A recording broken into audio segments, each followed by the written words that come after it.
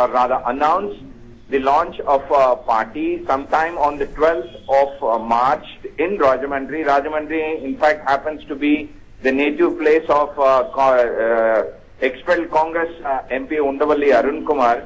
And Undavalli Arun Kumar and 6 of the members of parliament, you have seen how they were suspended or expelled from the Congress party.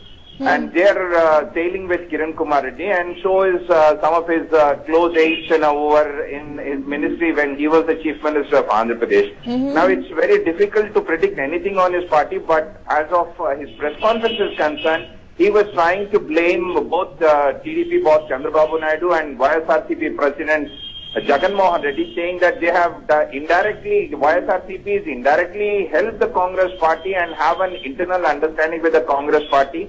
But whereas the Telugu Desam did not make it clear as to what is their stand.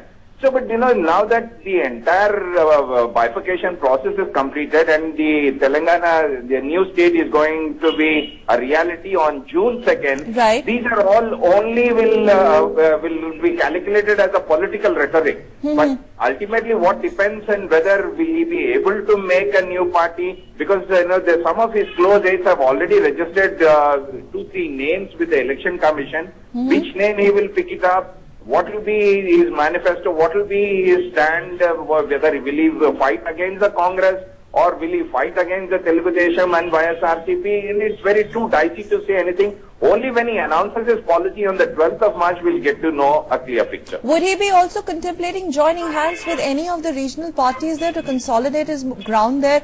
I mean, I know these are clear speculations, but the fact that he took a lot of time to finally take a call on this, there must have got a lot of thinking into it, Ramakant. No.